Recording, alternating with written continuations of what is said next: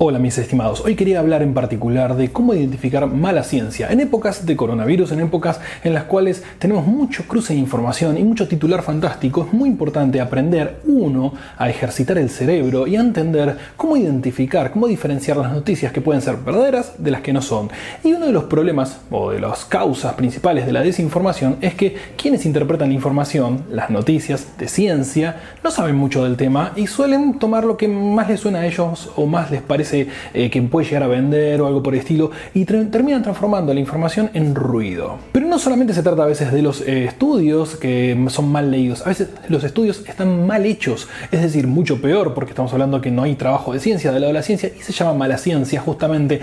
No todo estudio científico es correcto. Sí, así es, sé que suele sonar muy contradictorio y dice, pero ¿cómo los científicos no estudian todo bien? No todo el mundo. Por eso existen un montón de mecanismos que vamos a explicar en este momento que te permiten identificar y separar la paja del trigo. Sí, efectivamente, la ciencia tiene métodos para poder entender y para poder identificar estas cosas que están mal, las que son mala ciencia, y poder separarlas y descartarlas. Sí, es un proceso constante, no es que una vez que algo se establece ya está, es absoluto, no. Todo el tiempo se están revisando los estudios, se están haciendo nuevos contraejemplos para encontrar siempre mayor conocimiento, que esa es la búsqueda de la ciencia. Empecemos.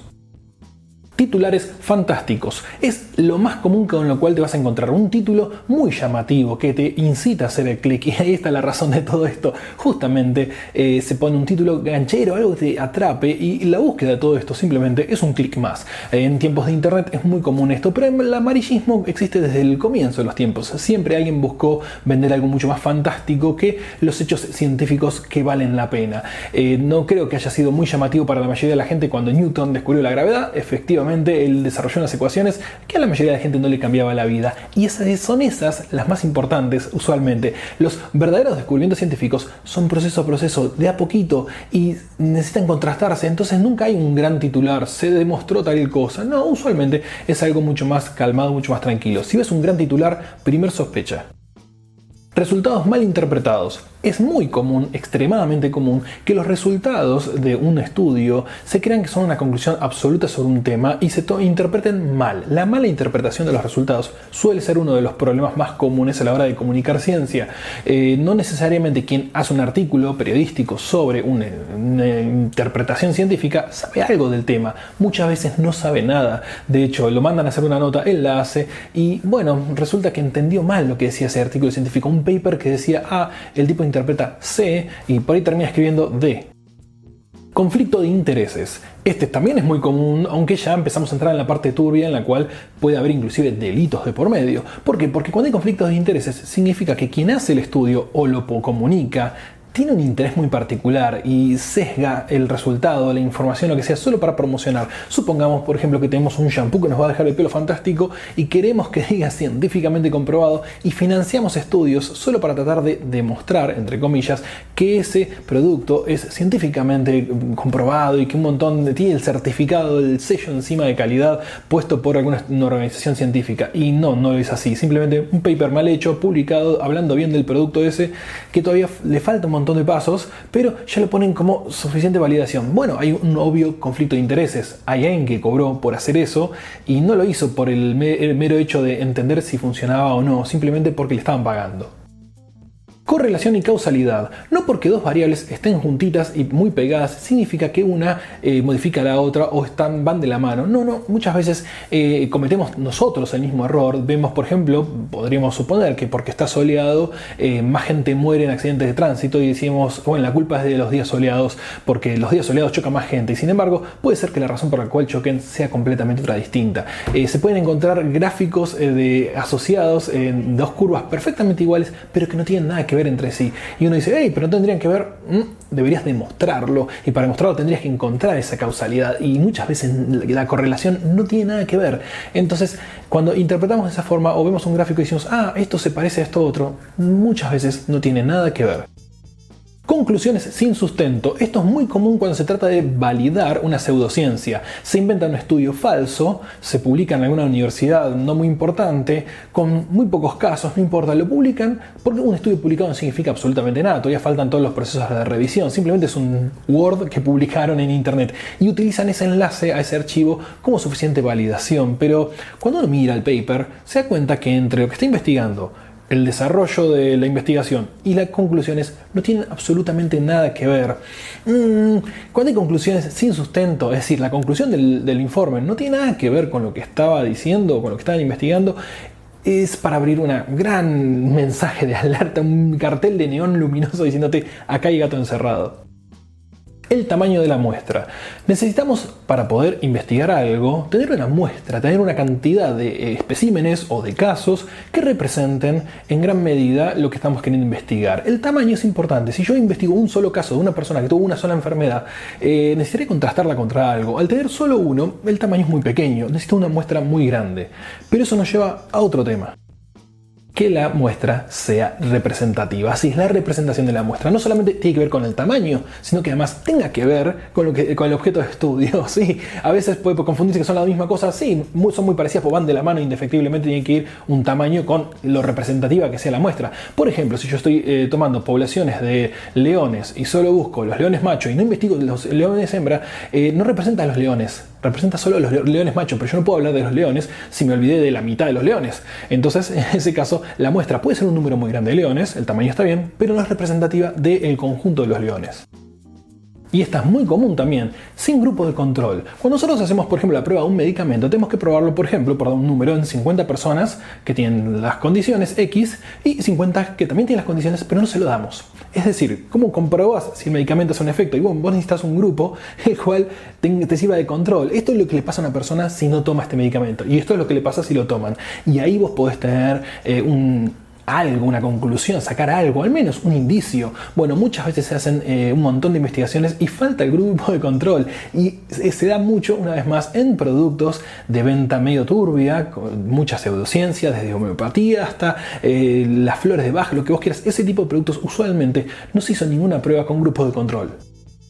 Complementario a esto es el test doble ciego, es decir, no solamente la persona no tiene que saber que lo recibe el medicamento, yo le tengo que dar a dos personas una píldora y los dos tendrían que creer que están tomando el medicamento, ese es el primer ciego, sino que yo no debería saber cuál es el que está recibiendo el válido y cuál no, se llama doble ciego, es decir, ni el científico que da la pastilla, ni el que la recibe tienen que saber eso, lo tiene que saber un tercero que va a llevar el control de todo eso, pero no tienen que saberlo ellos, es la pastilla A, la pastilla B, la pastilla C y así se van repartiendo para probar, por ejemplo, un medicamento, ya que estoy usando el ejemplo de la pastilla, y yo puedo saber si la persona fue afectada y si además no fue afectada, digamos, por el tema de haberle dicho que le estaba dando, el primer ciego, y además que el científico no tenga sus vías, su deformación profesional aplicada que yo sé que le di a él y sé que le di al otro. No, él tampoco tiene que saberlo para poder contrastar después los datos de forma amplia, ver realmente el escenario. Y si tu medicamento falló, es decir, no es un problema para el científico, el problema sería confundir los datos o influenciarlos.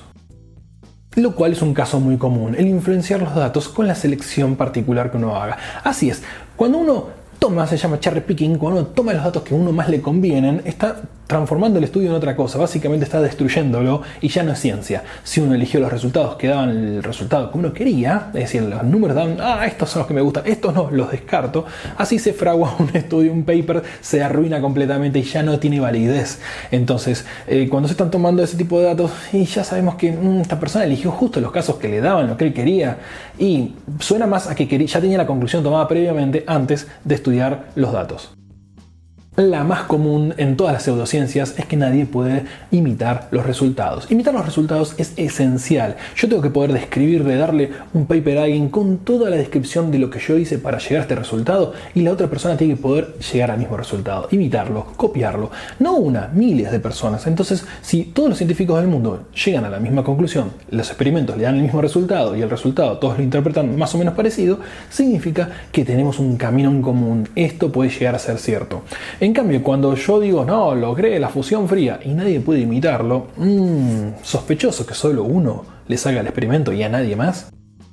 Y para todo esto es necesaria, siempre es necesaria la revisión de pares. Es decir, pares científicos, gente que es como vos, que está estudiando, tiene que haber visto esto haberlo chequeado, haber hecho un paper ellos mismos, haber llegado a las mismas conclusiones y decir, sí, esto efectivamente me da igual, qué bueno. Y después va a aparecer un tercero que va a agarrar esos dos papers y va a hacer un metapaper tomando esos que encontró y analizarlos uno por uno a ver si realmente coinciden, y así se va a ir sumando y va creciendo. La ciencia se basa justamente en acumular información, contrastarla, compararla y llegar a conclusiones. El mito más común, el mito fundacional de los problemas con los científicos es el científico loco solo, el Doc Brown. Todos creen que pueden llegar a ser ese Doc Brown que en su laboratorio hogareño descubre cosas fantásticas como la máquina del tiempo. La ciencia no funciona así, por suerte la ciencia no funciona así. La ciencia necesita de muchas personas. Cada tanto hay una luminaria que destaca por sobre el resto.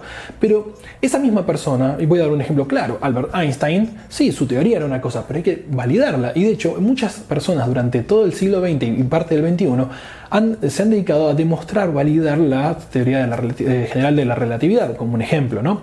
Y otras tantas que tuvo Einstein. Significa que ni Einstein solo puede con eso, él era el teórico solamente. ¿Y quién lleva a la práctica todo esto? ¿Quién hace los experimentos? Bueno, se ha necesitado enviar sondas al espacio para poder validar algunos de sus experimentos teóricos y llevarlos a la prueba real y física. Sí, la ciencia es un trabajo en conjunto, no es de una sola persona. Entonces, cuando vemos que de pronto aparece un gran titular, ya recapitulando todo esto, y vemos que dice, descubrieron la vacuna del coronavirus y la están probando pero a escondidas y no la van a largar porque bla bla bla, alarmas por todos lados te tendrían que sonar. Ahora, cuando todos los científicos de varias instituciones al mismo tiempo digan, sí, la estamos chequeando, eso es una muy buena señal de que algo está avanzando. Cuando el científico loco afirma algo y quiere venderlo por izquierda, ahí es donde tiene que sonar la alarma. Mucha gente cree que lo están tratando de tapar a él, pero es muy sencillo. Si no quiere que ser tapado y cree que los gobiernos lo están persiguiendo, simplemente debería publicar el paper de lo que investigó, los datos que tiene, los experimentos que hizo y ofrecérselos a la comunidad científica internacional. De hecho, los puede publicar en internet libremente, no hay ningún problema hoy en día, lo podría llegar a hacer. Lo que va a suceder es que cualquier científico va a tomar el paper y va a decir, hey, esto está bien escrito, o lo contrario, esto está mal escrito, o no le hace caso a los datos, o está tomando lo que le conviene, y la comunidad científica te lo va a poder validar o no. El hecho de que alguien aparezca por su cuenta diciendo, a mí no me quieren, por ende nadie me hace caso con mi gran vacuna, siempre tiene que sonar una alarma ante eso, y es uno de los grandes problemas que tenemos con las pseudociencias. Uno dice, a mí me funcionó, y así tenemos tantas cosas que están dando vueltas por el mercado, sacándole dinero a la gente a veces, y a veces simplemente arruinándole la vida, básicamente. Entonces, estos 12 puntos que les mencioné son importantísimos que los aprendas, porque todos cometemos esos errores alguna vez en nuestras vidas, o varias veces, diría, casi todo el tiempo estamos cometiendo errores que tienen que ver con esto cuando nos referimos a la ciencia, cuando nos referimos a un estudio, un paper, la ciencia dijo, la ciencia confirmó. Todo ese tipo de cosas siempre pueden ser o correctas o incorrectas. Si no seguimos estos pasos, que son bastante básicos, pero que son básicamente del proceso científico, vamos a estar en un problema que nos van a poder engañar muy fácilmente. Y ser escéptico no se trata de descreer de todo. A veces pasa que la gente cree que hay que ser escéptico y no creer en absolutamente nada porque lo dijo un gobierno, lo dijo un científico, lo dijo esto. No, ser escéptico justamente es tener ciertos procesos mentales para poder separar la paja del trigo, para poder identificar y para poder decir, ok, interesante, no lo tomo como absoluto, pero es un camino interesante, y ver, bueno, ¿qué más información tengo yo de esto? E investigar más. El escéptico que se queda cruzado de brazos esperando que le llueva iluminación y rechazar toda, no es un escéptico, es un tarado. Es básicamente un tipo que se cree superior por rechazar, pero no necesariamente está siguiendo un proceso científico y nada por el estilo. En cambio, el método científico busca conocimiento. Entonces, sí puede haber un camino nuevo por acá, por ahí no tengo el tiempo ni la capacidad de seguirlo, pero alguien la tendrá. No se trata de rechazar solamente, no. Ahora, si aparecen algunos de estos 12 puntos y son muy obvios, es natural rechazarlo. Sí, la persona que me está queriendo informar eso o traerme eso de prepo es la que tiene la obligación de validar estos 12 puntos. Espero que les sirva, chicos. Nos vemos.